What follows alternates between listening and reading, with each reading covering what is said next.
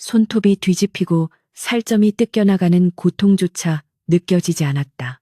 오로지 차가운 흙바닥을 파헤치는 만석의 거친 숨소리만이 적막한 부엌을 가득 메우고 있었다. 희미하게 흔들리는 호롱불 그림자가 마치 춤추는 도깨비처럼 흙벽 위에서 일렁거렸지만 만석의 눈동자는 광기에 사로잡힌 듯 오직 바닥의 구덩이만을 응시할 뿐이었다. 없다. 분명 여기 두었는데 어찌하여 감쪽같이 사라진단 말인가. 그는 짐승처럼 울부짖으며 텅 비어버린 항아리 속을 다시금 손으로 긁어댔다. 그곳은 지난 3년간 그 누구의 눈도 닿지 않도록 부엌 아궁이 밑 깊숙한 곳에 묻어두었던 비밀의 장소였다. 천상의 비단결처럼 부드럽고 달빛을 머금은 듯 은은한 광채를 뿜어내던 그 옷. 바로 아내 연화가 하늘로 돌아가지 못하게 막았던 선녀의 날개옷이 있어야 할 자리였다. 하지만 지금 그곳에는 퀴퀴한 곰팡내와 차가운 어둠만이 함리를 틀고 있을 뿐 그 어디에도 신비로운 옷자락의 흔적은 보이지 않았다. 만석은 허탈감에 젖어 그대로 흙바닥에 주저앉고 말았다. 흙투성이가 된 두 손은 덜덜 떨리고 있었고 이마에서 흐른 식은땀이 흙먼지와 뒤섞여 뺨을 타고 흘러내렸다. 그때였다. 문지방 너머 안방에서 들려오는 가늘고 위태로운 기침 소리가 만석의 심장을 찢어놓는 듯했다. 쿨럭, 쿨럭. 마치 마른 장작이 갈라지는 듯한 그 소리는 며칠 전부터 급격히 나빠진 아내 연화의 생명이 얼마 남지 않았음을 알리는 저승사자의 발소리와도 같았다. 만석은 피가 배어 나오는 손을 옷자락에 대충 문지르고는 황급히 안방으로 뛰어들어갔다. 방 안에는 독한 탕약 냄새가 진동하고 있었으나 그 어떤 약재로도 아내의 창백해진 안색을 되돌릴 수는 없었다. 연화는 식은땀에 젖은 채 가쁜 숨을 몰아쉬고 있었고 한때 복숭아꽃처럼 붉었던 그녀의 두 뺨은 이제 백지장처럼 하얗게 질려 핏기 하나 남아있지 않았다. 부인, 정신이 드시오? 나요, 만석이요. 만석이 떨리는 목소리로 아내의 손을 잡았다. 옥처럼 곱던 아내의 손은 이제 앙상한 나뭇가지처럼 말라버려 잡으면 바스러질 것만 같았다. 연화가 힘겹게 눈꺼풀을 들어 올렸다. 그 눈빛은 여전히 맑고 깊었으나 생의 기운이 꺼져가는 등불처럼 위태롭게 흔들리고 있었다. 서방님, 어찌하여 손이 이리 차갑습니다. 그녀의 목소리는 모기 울음소리보다 작았지만 그 속에 담긴 걱정은 태산보다 무거웠다. 만석은 차마 날개옷이 사라졌다는 사실을 말할 수 없어 그저 아내의 손을 자신의 뺨에 갖다 대며 오열을 삼켰다. 아니요, 아무것도 아니요. 그저 부엌 일을 좀 하느라 부인 조금만 더 견디시오. 내 반드시 용한 의원을 찾아오리다. 만석의 거짓말에도 연화는 옅은 미소를 지어 보였으나 그 미소조차 고통스러워 보였다. 사실 만석은 알고 있었다. 이 병은 지상의 의원이나 약초로는 결코 고칠 수 없는 것임을 말이다. 연화는 본래 하늘에 속한 선녀였다. 천상의 기운을 먹고 살아야 할 그녀가 탁한 지상의 기운 속에 갇혀 지낸 지 벌써 3년이었다. 처음에는 만석과의 사랑으로 그 고통을 잊은 듯 했으나 시간이 흐를수록 그녀의 몸은 땅의 기운을 거부하며 서서히 무너져 내리고 있었던 것이다. 며칠 전 지나가던 떠돌이 스님이 혀를 참여했던 말이 만석의 뇌리를 떠나지 않았다. 이 여인은 땅에 뿌리를 내릴 수 없는 꽃이오. 억지로 붙잡아두면 시들어 죽을 뿐이니 살리고 싶다면 본래 있던 곳으로 보내주시오. 그 말은 만석에게 사형 선고와도 같았다. 아내를 살리는 유일한 길은 그녀에게 날개옷을 돌려주어 하늘로 떠나보내는 것뿐이었다. 비록 평생을 홀로 그리움 속에 살아야 할지라도 사랑하는 아내가 눈앞에서 죽어가는 것을 지켜보는 것보다는 나았기에 그는 오늘 밤 큰맘 먹고 날개옷을 꺼내려 했던 것이다. 그러나 하늘도 무심하시지. 결심을 굳힌 바로 그 순간 옷이 사라져 버렸다. 만석은 다시 부엌으로 돌아와 미친 사람처럼 집안 구석구석을 뒤졌다. 쌀도간, 장롱 밑, 심지어 지붕 처마 밑까지 샅샅이 뒤졌지만 날개옷은 그림자도 비치지 않았다. 도둑이 든 것일까? 하지만 집안의 가재 도구 중 없어진 것은 오직 날개옷 하나뿐이었다. 돈이 될 만한 매그릇이나 쌀가마니는 그대로 있었다. 그렇다면 누군가 날개옷의 정체를 알고 의도적으로 훔쳐갔다는 뜻이 된다. 마을 사람들 중 누가 감히 남의 집 부엌 가궁이 밑을 파헤칠 생각을 했단 말인가. 만석의 머릿속에 마을의 몇몇 얼굴들이 스쳐 지나갔지만 심증만 있을 뿐 물증은 없었다. 분노와 절망이 교차하는 가운데 밖에서는 추적추적 늦가을 비가 내리기 시작했다. 빗소리는 마치 만석의 어리석음을 비웃는 듯 처량하게 들려왔다. 이대로는 연화를 보낼 수 없다. 만석은 부엌 바닥을 주먹으로 내리치며 울부짖었다. 자신의 욕심 때문에 날개옷을 훔쳐 아내를 붙잡아 두었고 이제 그 옷마저 잃어버려 아내를 죽음으로 내몰고 있다는 죄책감이 그의 가슴을 난도질했다. 만석은 멍하니 빗줄기를 바라보다가 문득 시선이 먼 산등성이에 머물렀다. 구름에 가려 보이지 않는 그곳, 마을 사람들이 신성시하며 감히 발을 들이지 않는 천왕봉이 있었다. 전설에 따르면 그곳에는 인간의 기륭 화복을 관장하고 천리 밖을 내다본다는 산신령이 살고 있다고 했다. 평소라면 감히 엄두도 내지 못할 금기의 땅이었지만 지금 만석에게는 선택의 여지가 없었다. 옷을 찾지 못하면 아내는 죽는다. 옷을 찾을 방법을 아는 존재는 이 세상의 산신령뿐일 것이다. 만석은 자리를 박차고 일어났다. 그의 눈빛은 더 이상 절망에 빠진 패배자의 것이 아니었다. 그것은 사랑하는 이를 지키기 위해 지옥불이라도 뛰어들 준비가 된 사내의 결기였다. 그는 벽에 걸린 낡은 도끼를 집어들었다. 나무를 할 때 쓰던 도끼였지만 이제는 험한 산길을 개척하고 산짐승들로부터 자신을 지킬 무기가 되어야 했다. 그는 집신끈을 단단히 동여매고 호롱불 밑에서 떨고 있는 아내에게 다가갔다. 잠든 연화의 얼굴은 평온해 보였지만 숨소리는 여전히 불규칙했다. 만석은 아내의 이마에 맺힌 땀을 닦아주며 속삭였다. 부인, 내 잠시 다녀올 곳이 있어. 아주 귀한 약을 구하러 가는 길이니 부디 조금만 더 버텨주시오. 내 목숨을 걸고서라도 당신을 살릴 방도를 찾아오리다. 그는 옆집에 사는 마음씨 좋은 귀머거리 할멈에게 아내의 수발을 부탁하기 위해 빗속을 뚫고 달려갔다. 할멈은 만석의 다급한 표정과 손짓 발짓을 보고는 무슨 일이 생겼음을 직감하고 고개를 끄덕였다. 만석은 보찜 속에 말린 주먹밥 몇 덩이와 물통 하나를 챙겨 넣었다. 그리고는 비장한 표정으로 집을 나섰다. 칠흑 같은 어둠이 깔린 산길은 입을 벌린 괴물처럼 만석을 기다리고 있었다. 차가운 빗줄기가 온몸을 적셨지만 만석의 가슴 속에서 타오르는 불길은 꺼지지 않았다. 그는 날개옷을 훔친 도둑을 저주하며 그리고 자신의 어리석음을 탓하며 천왕봉을 향해 첫 발을 내디뎠다. 이것은 단순한 산행이 아니었다. 죽음의 문턱에 선 아내를 구하기 위한 그리고 잃어버린 양심을 되찾기 위한 처절한 속죄의 여정이 시작된 것이다. 어둠 속에서 번개가 번쩍이며 산의 능선을 비추었다. 순간 만석은 자신의 집 뒷산 언덕 너머로 묘한 그림자가 움직이는 것을 본 듯했다. 짐승이라기엔 너무나 컸고 사람이라기엔 너무나 재빠른 움직임이었다. 혹시 날개옷을 훔쳐간 자가 아직 근처에 있는 것은 아닐까? 의심이 들었지만 지금 그를 쫓을 시간은 없었다. 만석은 이를 악물고 발걸음을 재촉했다. 젖은 낙엽에 미끄러지고 날카로운 나뭇가지에 얼굴이 긁혔지만 그는 멈추지 않았다. 산의 초입에 들어서자 으스스한 바람 소리가 귀곡성처럼 들려왔다. 마을 어르신들이 밤에 산에 오르면 홀린 듯 길을 잃고 벼랑 끝으로 가게 된다며 말리던 그 길이었다.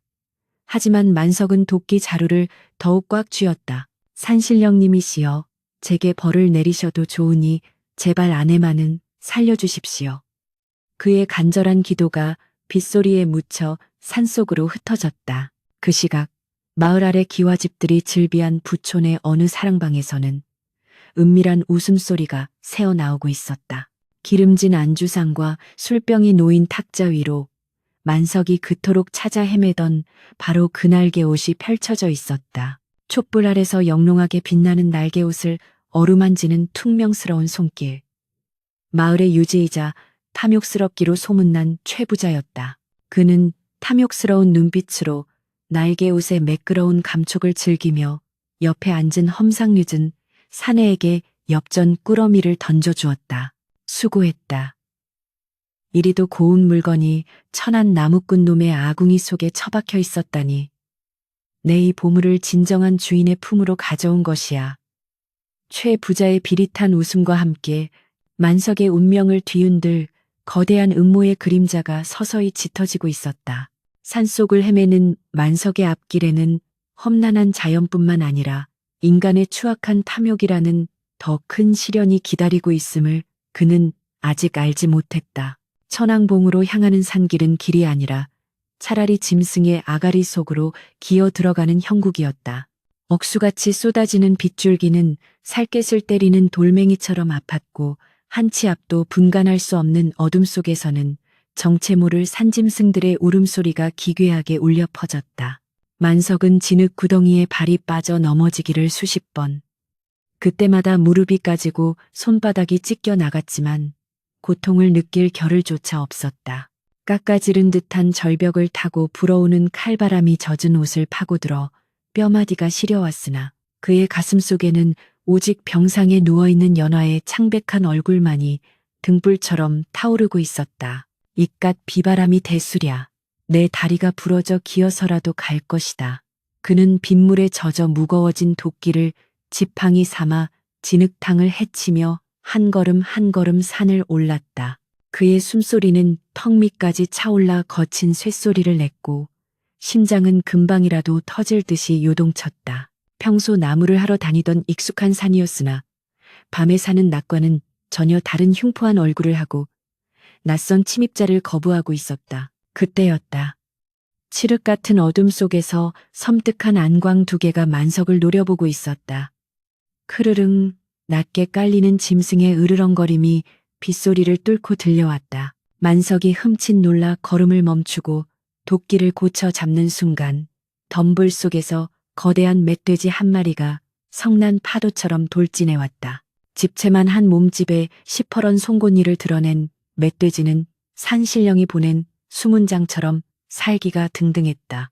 만석은 본능적으로 몸을 옆으로 날려 멧돼지의 들이받음을 피했지만 놈은 멈추지 않고 다시 방향을 틀어 만석을 향해 달려들었다. 진흙바닥을 구르며 피하느라 만석의 온몸은 흙투성이가 되었고 손에 쥐고 있던 도끼마저 놓칠 뻔했다. 네 이놈, 비켜라.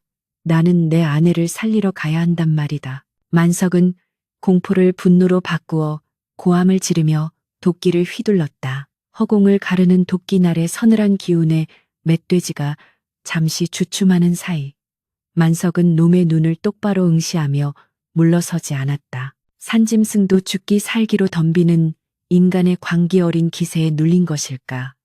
멧돼지는 거칠게 콧김을 내뿜더니 이내 어둠 속으로 방향을 틀어 사라져버렸다. 만석은 그 자리에 주저앉아 가쁜 숨을 몰아쉬었지만 쉴 틈이 없었다. 멧돼지가 사라진 곳에서 또 다른 위험이 다가오고 있을지 몰랐기 때문이다. 한편 산 아래 마을에서 가장 크고 화려한 최부자의 집 사랑방은 바깥의 험한 날씨와는 딴 세상인 양 따뜻한 온기가 감돌고 있었다. 최고급 비단 병풍이 둘러쳐진 방 안에는 향긋한 술 냄새와 기름진 고기 냄새가 진동했다. 최 부자는 탐욕스러운 눈빛으로 탁자 위에 놓인 날개옷을 어루만지고 있었다. 호롱불빛을 받은 날개옷은 마치 스스로 빛을 내는 듯 은은한 오색 광채를 뿜어내며 방 안을 신비롭게 비추고 있었다. 보면 볼수록 기이한 물건이로다. 이 옷감은 세상의 것이 아니야. 만져보면 물처럼 차가우면서도 불처럼 따뜻하니 과연 선녀의 옷이라 불릴만 하구나. 최 부자는 옆에 시립해 있는 집사에게 술잔을 건네며 거만하게 웃었다. 그는 며칠 전 산행을 핑계로 숲을 거닐다가 우연히 만석의 아궁이 밑을 파보며 안절부절 못하는 것을 훔쳐보았었다. 만석이 잠시 자리를 비운 사이 호기심에 아궁이를 뒤져 이 보물을 발견했을 때의 전율을 그는 잊을 수 없었다. 단순히 값비싼 비단인 줄 알고 훔쳤으나 집에 가져와 보니 밤에도 빛을 발하는 식물임을 알게 된 것이다. 나으리 그런데 그 나무꾼 놈이 옷이 없어진 걸 알고 가만히 있겠습니까? 놈이 관아에 고변이라도 하면 골치 아파질 텐데요. 집사가 걱정스러운 듯 물었지만 최 부자는 코웃음을 쳤다. 이 미련한 놈아, 그놈이 훔친 작물이나 다름없는 물건을 관아에 고한다고 제 발등을 찍는 짓이지. 게다가 이 옷은 단순한 보물이 아니다. 전설에 따르면 선녀의 옷을 가진 자는 무병장수하고 천하의 재물을 모을 수 있다고 했다. 내 이 옷의 기운을 받아 조정의 고관대작 자리까지 오를 것이다. 최 부자의 눈은 욕망으로 번들거렸다. 그는 날개 옷을 자신의 몸에 걸쳐보려다. 옷이 마치 살아있는 것처럼 스르르 미끄러져 바닥에 떨어지자 묘한 불쾌감을 느꼈다. 주인인 나를 거부하는 게냐. 두고 보아라. 내 기필코 너를 길들여 천하를 호령할 테니. 그때 밖에서 급한 발소리가 들리더니 흠뻑 젖은 하인 하나가 뛰어 들어왔다. 만석 그놈이 이 밤중에 도끼를 들고 천왕봉으로 올라갔다고 합니다. 최 부자의 얼굴이 순식간에 굳어졌다. 술잔을 내려놓는 그의 손이 부들부들 떨렸다. 천왕봉에는 영험한 산신령이 산다는 전설이 있었다. 만약 만석이 산신령을 만나 이 모든 사실을 고한다면 단순히 옷을 뺏기는 것을 넘어 천벌을 받을지도 모른다는 미신적인 두려움이 엄습했다. 또한 산신령이 개입하여 날개옷의 주인이 자신이 아님을 세상에 알린다면 그가 꿈꾸던 부귀영화도 물거품이 될 것이 뻔했다. 이런 발칙한 놈, 감히 산신령을 만나러 가? 그놈이 입을 놀리게 놔둘 수는 없다. 최 부자는 자리에서 벌떡 일어나며 집사에게 소리쳤다. 당장 곽가놈과 왈패들을 불러라. 산으로 올라가 그놈을 잡아오란 말이다. 만약 반항하거든 다리 몽둥이를 부러뜨려서라도 끌고 와야 한다. 절대 산신령의 재단 근처에도 못 가게 막아라. 그의 목소리에는 다급함과 살기가 서려 있었다. 집사는 황급히 고개를 조아리고 밖으로 뛰어나갔고 최 부자는 불안한 눈빛으로 날개옷을 다시금 함 속에 집어넣고 자물쇠를 채웠다. 다시 산속 만석은 칠분응선을 넘어서고 있었다. 비는 조금 잦아들었으나 바람은 더욱 거세져서 있기조차 힘들었다. 젖은 옷이 얼어붙어 갑옷처럼 무거웠고 배고픔과 피로가 겹쳐 정신이 혼미해져 왔다. 여기서 쓰러지면 끝이다. 연화가 기다린다. 그는 입술을 깨물어 피를 내며 정신을 차렸다.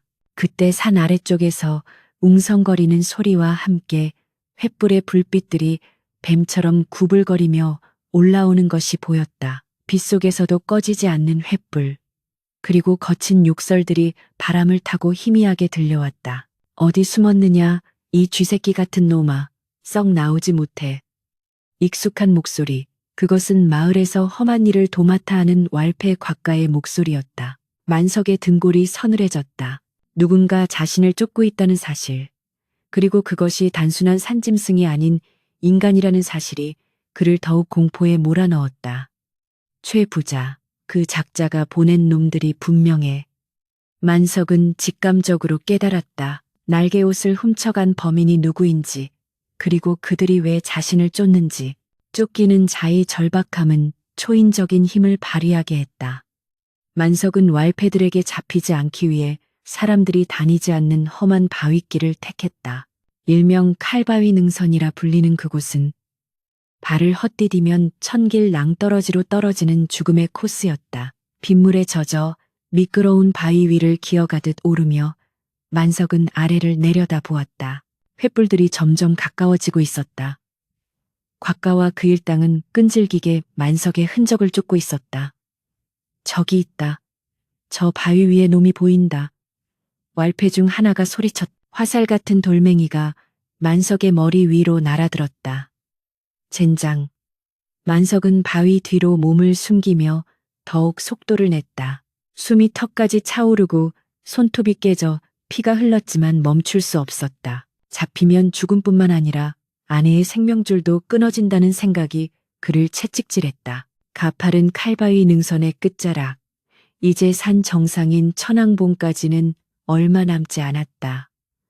그러나 그 앞에는 끊어진 구름다리가 놓여 있었다. 썩은 동아줄 몇 가닥만이 위태롭게 매달려 있는 다리 건너편은 짙은 안개에 쌓여 보이지 않았다.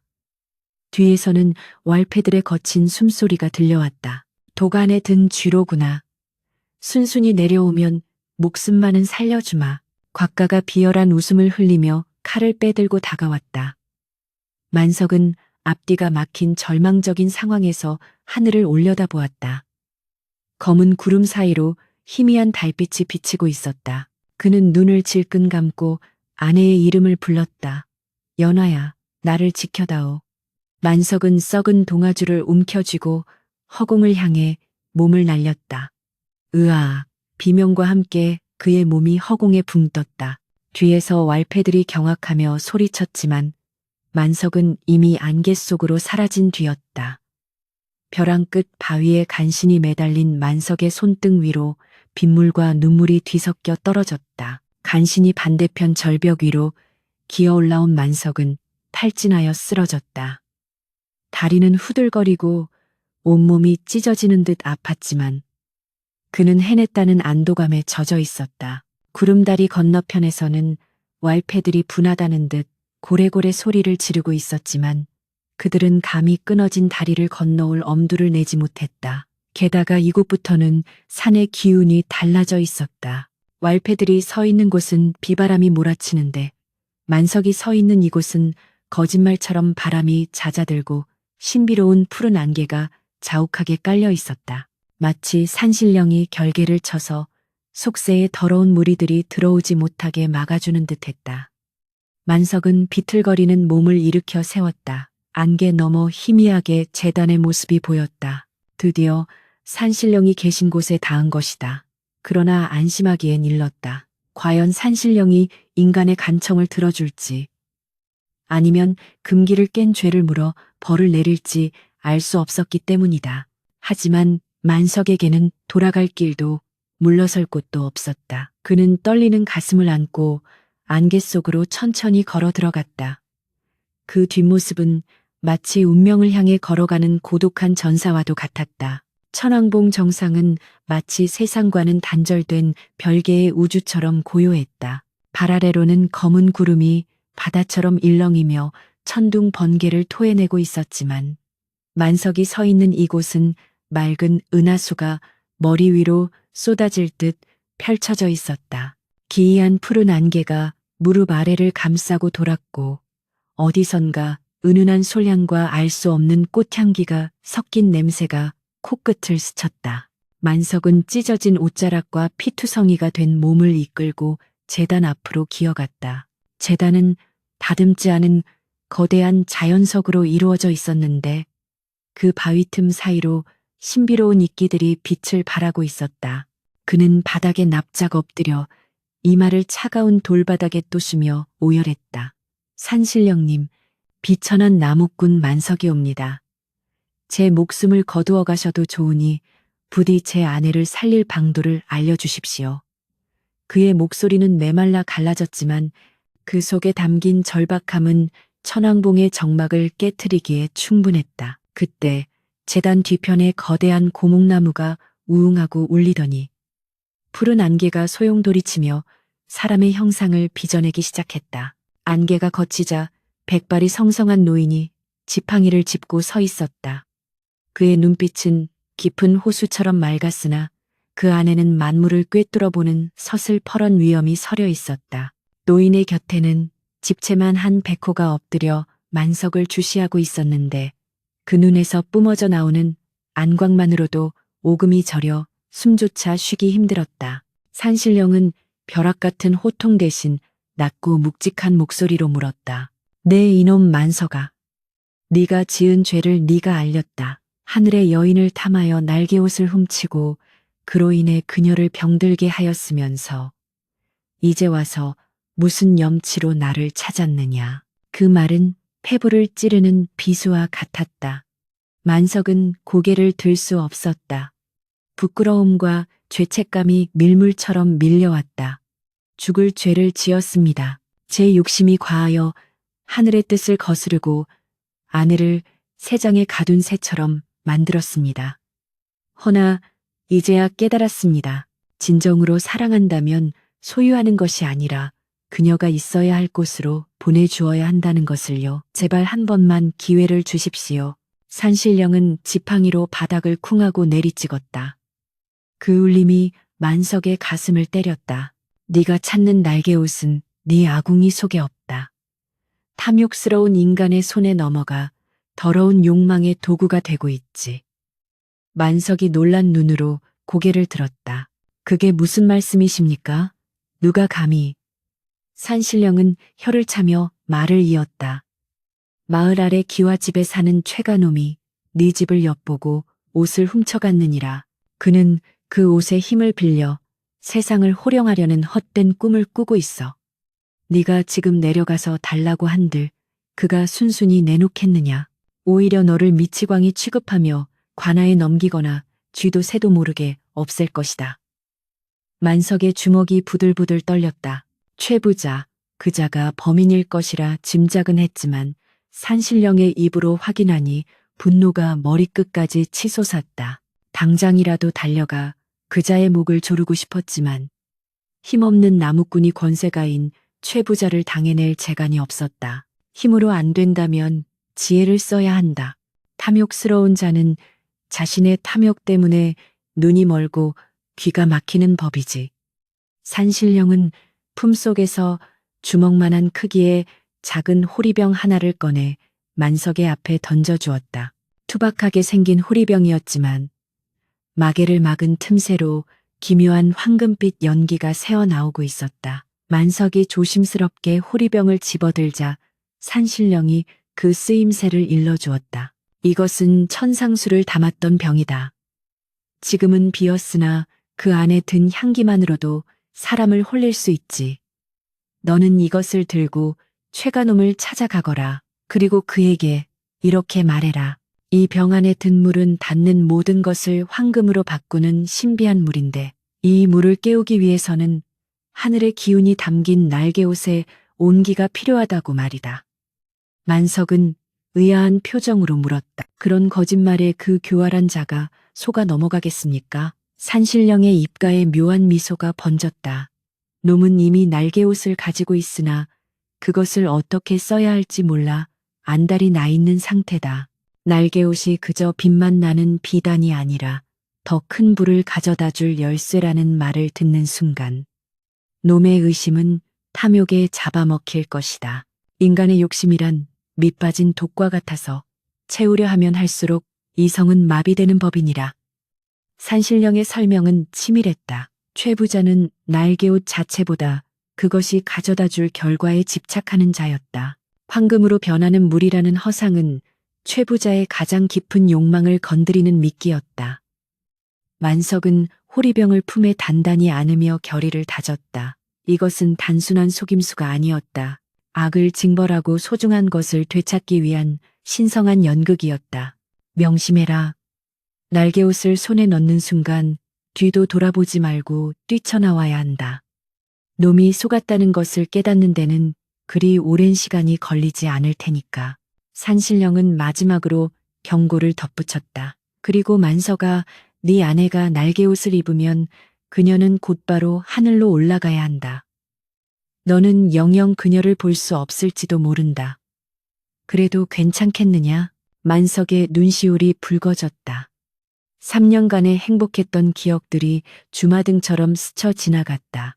따뜻한 밥상, 고된 하루 끝에 맞이하던 아내의 미소, 그리고 아직 어린 아이들의 얼굴. 하지만 지금 그녀는 고통 속에 죽어가고 있었다. 만석은 피눈물을 머금고 고개를 끄덕였다. 제 욕심으로 그녀를 죽게 할 수는 없습니다. 그녀가 살아서 웃을 수만 있다면 비록 제가 평생을 고독 속에 산다 해도 감내하겠습니다. 그것이 제가 지은 죄를 씻는 유일한 길입니다.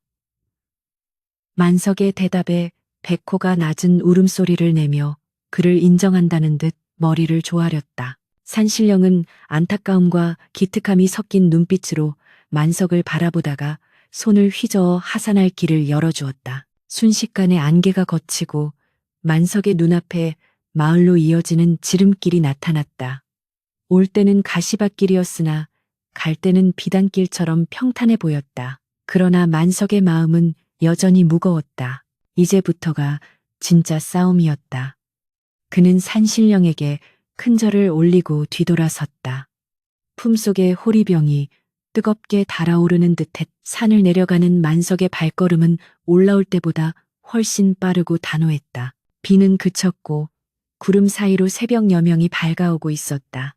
멀리 마을의 전경이 눈에 들어왔다. 평화로워 보이는 마을 풍경 속에 탐욕의 도끼를 품은 최부자의 기와집이 거대한 괴물처럼 웅크리고 있었다. 기다려라, 최부자. 내 놈의 그 더러운 욕심이 너를 파멸로 이끌 것이다. 만석은 입술을 굳게 다물었다. 한편 최부자의 집에서는 밤새 소동이 벌어지고 있었다. 산으로 보낸 곽가와 왈패들이 빈손으로, 그것도 겁에 질린 채 돌아왔기 때문이다. 뭐라고? 귀신을 보았다고? 이 쓸모없는 놈들. 최 부자는 벼루를 집어던지며 고함을 질렀다. 곽가는 바닥에 머리를 박고 덜덜 떨며 변명했다. 나으리, 진짜입니다. 놈이 끊어진 다리를 건너 안개 속으로 사라지더니 갑자기 호랑이 울음소리가 천지를 진동했습니다. 저희는 산신령의 노여움을 살까 두려워 최 부자는 씩씩거리며 곰방대를 떨었다. 만석이 살아서 산신령을 만났다면 혹시 저주라도 받아오는 것은 아닐까 하는 불안감이 스멀스멀 올라왔다. 그는 불안한 마음에 날개옷이 든 함을 다시 한번 확인했다.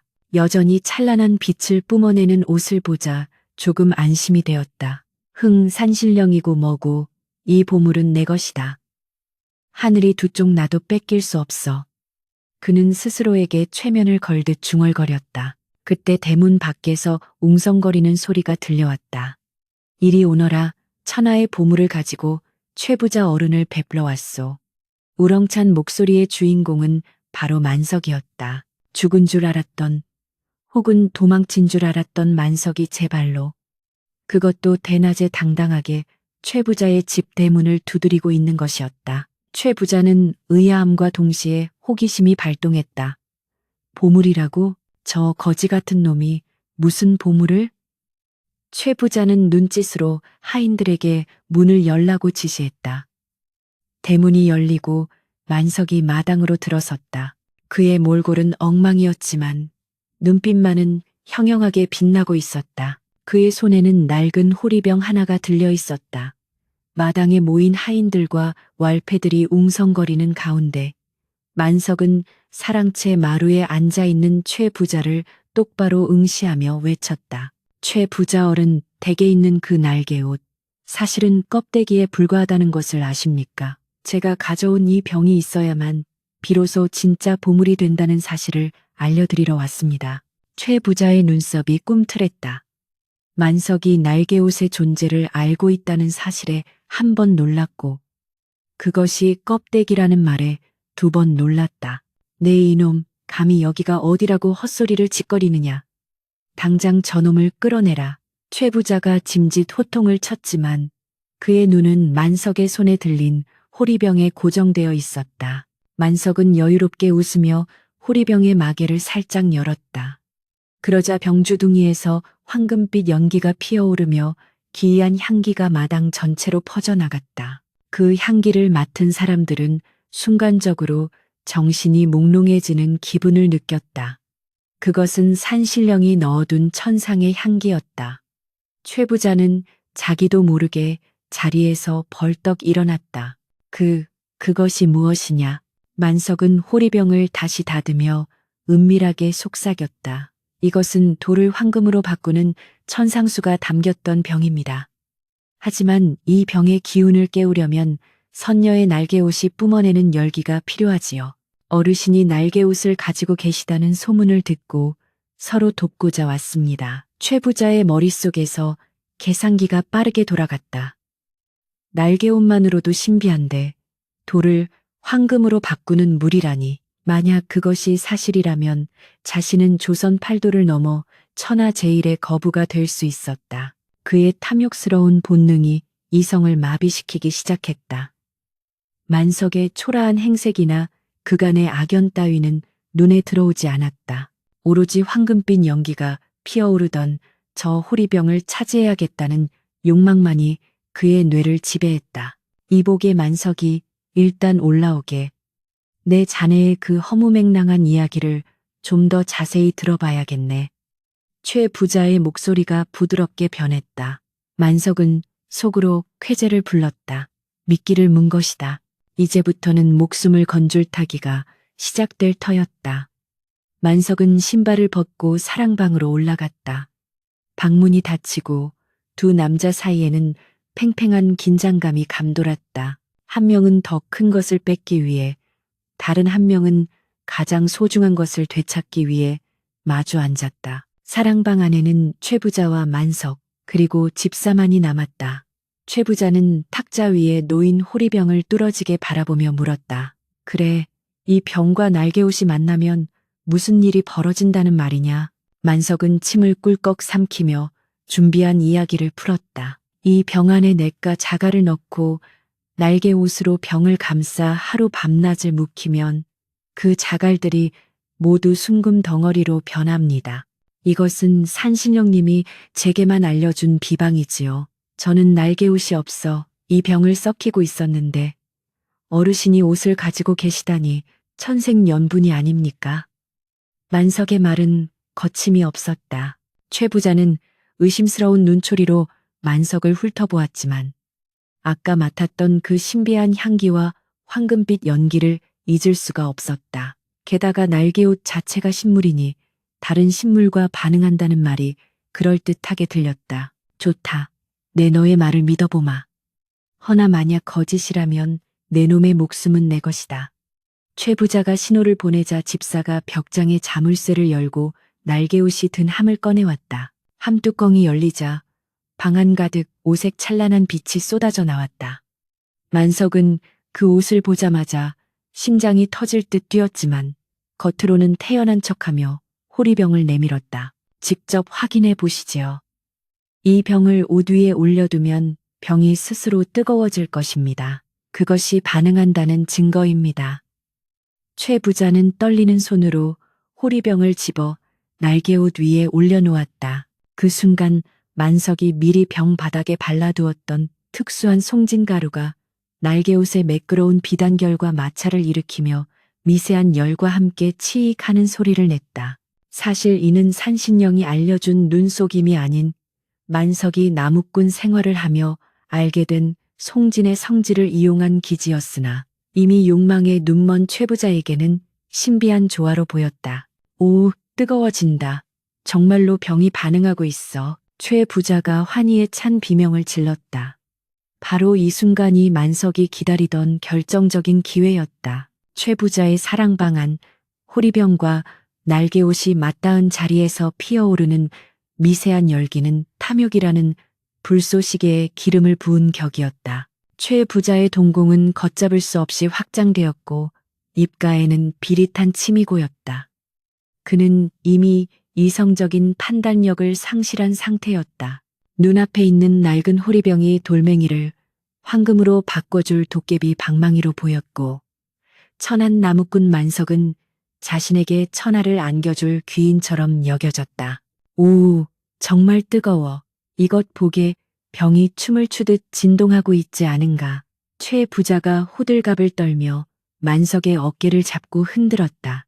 만석은 속으로 차가운 비소를 흘리면서도 겉으로는 감격에 겨운 표정을 지어 보였다. 그렇습니다. 나으리, 드디어 천상의 기운이 응답하고 있는 것입니다. 허나 만석이 짐짓 난처한 표정을 지으며 말꼬리를 흐렸다. 허나 무슨 문제가 있느냐? 어서 말해보아라. 최 부자가 다급하게 물었다. 만석은 조심스럽게 주위를 둘러보는 시얏을 하더니 은밀한 목소리로 속삭였다. 이 방안은 너무 협소하고 음기가 강합니다. 이토록 강력한 황금의 기운을 온전히 받아내려면 탁 트인 곳에서 수많은 사람들의 양기가 모여야 합니다. 하늘의 문은 만인이 지켜보는 곳에서 열리는 법이니까요. 이것은 만석이 파놓은 마지막 함정이었다. 밀실에서 거래가 이루어진다면 최 부자가 약속을 어기고 자신을 해한 뒤 물건만 가로챌 것이 뻔했다. 그러나 마을 사람들이 모두 지켜보는 공개된 장소라면, 그리고 관아의 이목이 집중된 곳이라면 최 부자도 함부로 힘을 쓰지 못할 터였다. 또한 만석은 이 자리에서 최 부자의 추악한 민낯을 세상에 까발려 다시는 고개를 들지 못하게 만들 작정이었다. 최 부자는 잠시 고민하는 듯했다. 보물을 남들에게 보여주는 것이 꺼림칙했기 때문이다. 하지만 만인의 양기가 필요하다는 그럴듯한 핑계와 성공만 하면 마을 전체를 사고도 남을 황금을 얻게 된다는 욕망이 의심을 눌러버렸다. 게다가 그는 평소 자신의 부와 권세를 과시하기 좋아하는 위인이었다. 마을 사람들 앞에서 돌을 황금으로 바꾸는 기적을 보여준다면 자신은 단순히 부자를 넘어 신적인 존재로 추앙받을 수 있을 것이라 착각했다. 좋다. 내 말대로 하지. 마당에 멍석을 깔고 마을 사람들을 모두 불러 모아라. 내 오늘 이 자리에서 최 가문의 위엄을 천하에 떨치리라. 최 부자의 호령이 떨어지자 집안은 발칵 뒤집혔다. 하인들은 영문도 모른 채 마당을 쓸고 제단을 차렸고 대문을 활짝 열어 지나가는 마을 사람들을 불러들였다. 소문은 삽시간에 퍼져나갔다. 최 부자 댁에서 돌을 금으로 만드는 구판을 벌인다더라. 선녀의 날개 옷이 나타났다더라. 호기심에 찬 마을 사람들이 구름대처럼 몰려들었다. 개 중에는 만석의 이웃인 귀머거리 할멈도 있었고 평소 최 부자에게 빚을 져 고통받던 소장농들도 있었다. 마당은 순식간에 인산인해를 이루었다. 마당 한가운데 높게 쌓아 올린 제단 위에는 화려한 비단 금침이 깔렸고 그 위에 선녀의 날개옷이 영롱한 자태를 뽐내며 놓여 있었다. 그리고 그 옆에는 만석의 낡은 호리병이 놓여 있었다. 최 부자는 제단 상석에 거만하게 앉아 모여든 군중을 내려다보며 흡족한 미소를 지었다. 그는 마치 자신이 고을 원님이라도 된 양 으스대며 외쳤다. 다들 잘 보거라. 하늘이 내 덕망에 감복하여 내린 보물이다. 오늘 너희들은 내 마당에서 기적을 목격하게 될 것이다. 그때 군중을 가르고 위엄 있는 목소리가 들려왔다. 이게 무슨 소란인가? 관복을 차려입은 사또가 포졸들을 대동하고 나타난 것이다. 마을이 떠나갈 듯한 소동의 순찰을 돌던 사또가 들이닥친 것이었다. 최 부자는 당황하여 자리에서 일어났지만 이내 표정을 바꾸고 굽신거렸다. 아이고, 사또 나으리. 마침 잘 오셨습니다. 제가 하늘로부터 귀한 선물을 받아 백성들과 나누고자 잔치를 벌이던 참입니다. 사또는 미심쩍은 눈초리로 제단 위에 날개옷을 바라보았다. 저것은 예사 물건이 아니로구나. 궁중에서도 보기 힘든 옷감이거늘 자네가 어찌 저런 물건을 가지고 있는가? 사또의 예리한 질문에 최 부자의 등에 식은땀이 흘렀다. 하지만 그는 만석을 곁눈질하며 뻔뻔하게 둘러댔다. 아, 예, 오래전부터 조상대대로 내려오던 갑오입니다. 오늘 길이를 맞아 공개한 것이지요. 그 순간 제단 아래에 서 있던 만석이 불쑥 앞으로 나서며 소리쳤다. 거짓말입니다. 저 옷은 최 부자의 갑오가 아니라 제 아내의 옷입니다. 만석의 돌발 행동에 군중이 술렁거렸다. 최 부자의 얼굴이 불그락푸르락해졌다. 저 미친놈이. 사또, 저놈은 제 집 머슴인데 정신이 온전치 못합니다. 헛소리를 하는 것이니 썩 끌어내십시오. 왈패들이 만석을 잡으려 달려들었지만 사또가 손을 들어 제지했다. 사또는 평소 최 부자의 행실이 좋지 않음을 알고 있었고 만석의 눈빛이 광인의 것이 아니라 억울함을 호소하는 자의 절박함임을 간파했다. 멈춰라. 내 이야기를 들어보겠다. 네가 저 옷의 주인이라는 증거가 있느냐? 사또의 물음에 만석은 무릎을 꿇고 또렷하게 대답했다. 저 옷은 선녀의 날개옷입니다. 제 아내는 하늘에서 내려온 사람으로 저 옷이 없으면 병들어 죽게 됩니다. 최 부자가 며칠 전 제 집 아궁이를 뒤져 옷을 훔쳐갔고 저는 그것을 찾기 위해 거짓으로 황금을 만드는 병 이야기를 꾸며내어 이 자리를 만든 것입니다. 만석의 폭탄 발언의 장내는 물을 끼얹은 듯 조용해졌다. 최 부자는 사색이 되어 소리쳤다. 무함입니다. 황금을 만드는 병이라니 그게 무슨 말도 안 되는. 저놈이 저를 속이려 한 사기꾼입니다. 만석은 침착하게 호리병을 들어 올려 바닥에 내동댕이 쳤다. 쨍그랑 호리병이 산산조각 나면서 그 안에 들어있던 송진 가루와 평범한 냇물 자갈들이 바닥에 흩어졌다. 보십시오. 이 병은 그저 가짜입니다. 하지만 최 부자는 이 가짜 병에 눈이 멀어 훔친 날개옷을 제 발로 꺼내놓게 된 것입니다. 탐욕이 아니었다면 꽁꽁 숨겨두었을 작물을 말입니다. 만석의 논리는 명쾌했다.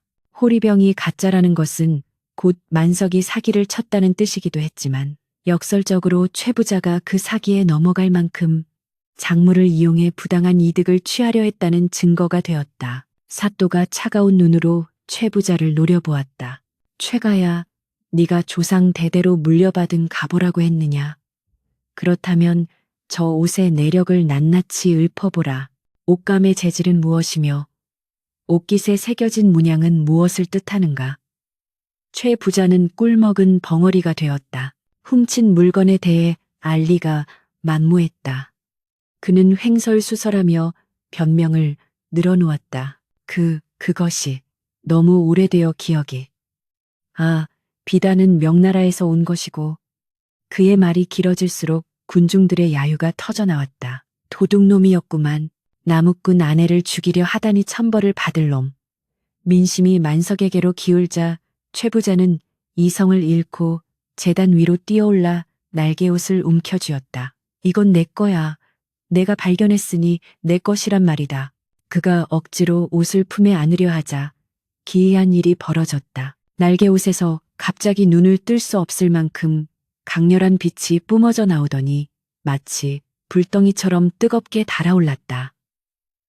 으악, 뜨거워. 최 부자는 비명을 지르며 옷을 바닥에 떨어뜨렸다. 그의 손바닥은 화상을 입은 듯 벌겋게 부어올랐다. 옷은 바닥에 떨어지자마자 스스로 공중에 둥실 떠오르더니 만석의 주변을 맴돌며 은은하고 시원한 푸른 빛을 내기 시작했다. 마치 주인을 알아보고 반가워하는 강아지처럼 옷자락이 만석의 뺨을 어루만졌다. 이 기적 같은 광경에 사또를 비롯한 모든 사람들이 입을 다물지 못하고 그 자리에서 엎드려 절을 했다. 그것은 인간의 힘으로 조작할 수 없는 하늘의 뜻이 현현한 순간이었다. 사또는 엄숙한 목소리로 판결을 내렸다. 하늘의 물건이 주인을 가리는데 더 이상의 증거가 필요한가? 여봐라, 탐욕의 눈이 멀어 양민의 물건을 훔치고 마을을 기만하려 한 최가를 당장 포박하라. 그리고 곤장 50대를 쳐서 그 죄를 엄히 다스려라. 포졸들이 달려들어 최 부자를 결박했다. 사또, 억울합니다. 한 번만 봐주십시오. 최 부자가 발버둥 쳤지만 이미 엎질러진 물이었다. 그의 탐욕이 쌓아 올린 명성은 하루아침에 무너져 내렸고 그는 조롱거리로 전락했다. 왈패 곽가와 그 일당들도 쥐새끼처럼 도망치려다 마을 청년들에게 붙잡혀 문매를 맞았다. 마을 마당은 권선징악의 통쾌한 장으로 변했다. 그러나 만석은 승리의 기쁨을 누릴 새가 없었다. 날개옷이 자신의 품으로 돌아왔지만 그의 마음은 집에 홀로 누워있을 아내 생각뿐이었다. 시간이 너무 지체되었다. 만석은 옷을 품에 소중히 안고 사또에게 깊이 머리를 숙였다. 사또 나으리, 은혜는 죽어서도 잊지 않겠습니다. 허나 지금 제 아내의 목숨이 경각에 달려있어 급히 가봐야 합니다. 사또는 고개를 끄덕이며 길을 터주었다. 가보거라, 부인의 병이 쾌차하기를 빈다.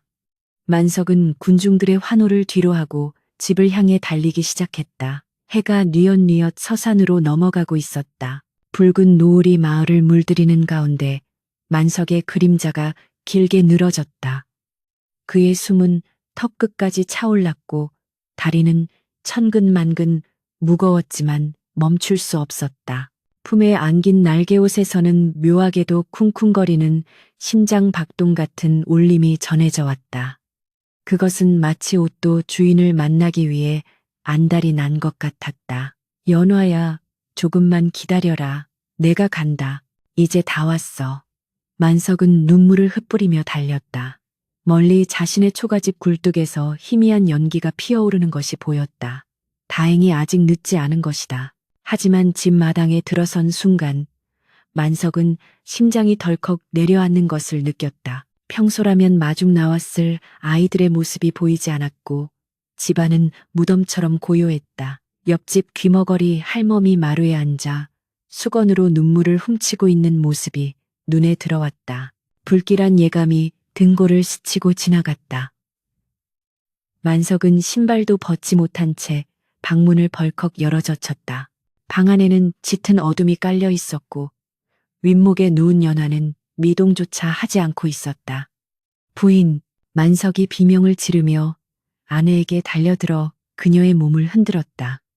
연화의 몸은 싸늘하게 식어가고 있었고 숨소리는 깃털처럼 가벼워져 들리지 않을 정도였다. 만석은 떨리는 손으로 품속의 날개옷을 꺼냈다. 오색 찬란한 빛이 어두운 방 안을 환하게 비추었다. 이제 선택의 순간이 왔다. 이 옷을 입히면 그녀는 살겠지만 자신을 떠나 영원히 하늘로 돌아갈 것이다. 입히지 않는다면 그녀는 자신의 곁에서 인간으로서 죽음을 맞이할 것이다. 만석의 손이 허공에서 잠시 머뭇거렸다. 그녀를 보내고 싶지 않다는 이기적인 마음과 그녀를 살려야 한다는 사랑이 치열하게 충돌했다. 하지만 연화의 창백한 얼굴을 보는 순간 만석의 눈에서 뜨거운 눈물이 뚝뚝 떨어져 그녀의 뺨을 적셨다. 가시오. 부디 가서 아프지 말고 사시오. 만석은 오열하며 날개옷을 아내의 어깨에 걸쳐 주었다. 그러자 믿을 수 없는 일이 일어났다. 옷이 닿는 순간 연화의 몸에서 눈부신 빛이 뿜어져 나오며 방 안의 공기가 바뀌기 시작했다. 식어가던 그녀의 뺨에 홍조가 돌고 멈춘 듯 했던 가슴이 크게 오르내렸다. 죽음의 문턱에서 생명의 불꽃이 다시 타오르기 시작한 것이다. 빛은 점점 더 강해져 초가집 지붕을 뚫고 하늘로 치솟을 기세였다. 이제 곧 이별의 시간이 다가오고 있었다. 방 안을 가득 채운 빛은 단순한 등불의 밝기가 아니었다. 그것은 칠흑 같은 밤바다를 비추는 등대처럼 강렬했고 봄날의 아지랑이처럼 따스했으며 새벽녘의 이슬처럼 영롱했다. 날개옷이 연화의 몸을 감싸는 순간 그녀의 앙상했던 손마디에 생기가 돌고 핏기 없던 입술에는 앵두 같은 붉은색이 번져나갔다. 마치 말라비틀어진 고목에 단비가 내려 순식간에 새순이 돋고 꽃이 피어나는 듯한 기적이었다. 만석은 뒷걸음질 치며 그 광경을 지켜보았다. 눈이 부셔 똑바로 쳐다볼 수 없었지만 그는 본능적으로 알고 있었다. 이제 자신의 아내 연화는 더 이상 이 땅의 사람이 아니라는 것을. 그녀는 본래의 모습, 저높고 청정한 하늘나라의 선녀로 돌아가고 있었다. 연화가 깊은 잠에서 깨어난 듯 긴 숨을 토해내며 눈을 떴다. 그녀의 눈동자는 밤하늘의 은하수를 담은 듯 깊고 투명하게 빛났다. 그녀는 자신의 몸을 감싸고 있는 날개옷을 내려다보았고 이내 방구석에 웅크리고 앉아 소리 죽여 울고 있는 만석을 발견했다. 서방님. 그녀의 목소리는 옥쟁반의 구슬이 굴러가는 듯 맑고 청아했다. 병마에 시달리던 그 거친 쇳소리는 온데간데 없었다. 연화는 천천히 몸을 일으켰다. 그녀의 발은 바닥에 닿지 않은 채 공중에 살짝 떠 있었다. 날개옷의 신비한 힘이 그녀를 하늘로 이끌고 있는 것이었다. 만석은 고개를 들지 못한 채 흐느꼈다. 부인, 이제 살았구려. 다행이요. 정말 다행이요. 이제 당신의 집으로 돌아가시오. 더 이상 이 누추한 곳에서 고통받지 말고 그곳에서 영원히 행복하게 사시오. 그때 초가집 지붕 위로 오색구름이 몰려들더니 천상의 음악 소리가 은은하게 울려 퍼지기 시작했다. 피리 소리 같기도 하고 검은고 소리 같기도 한 그 선율은 인간 세상의 음악이 아니었다. 하늘에서 그녀를 부르는 소리였다. 방 천장이 서서히 투명해지더니 밤하늘에서 찬란한 빛기둥이 내려와 연화를 비추었다. 승천의 때가 온 것이다. 날개옷의 깃자락이 펄럭이며 그녀를 빛기둥 쪽으로 당겼다. 만석은 찢어지는 가슴을 부여잡고 마지막 인사를 하려 했다. 그러나 차마 입이 떨어지지 않았다. 그녀를 보내야 한다는 이성은 있었지만 그녀를 붙잡고 싶은 본능은 억누를 수 없을 만큼 컸기 때문이다. 그는 바닥을 치며 오열할 뿐이었다. 미안하오. 나 같은 못난 놈을 만나 고생만 하고 부디 나를 용서하지 마시오.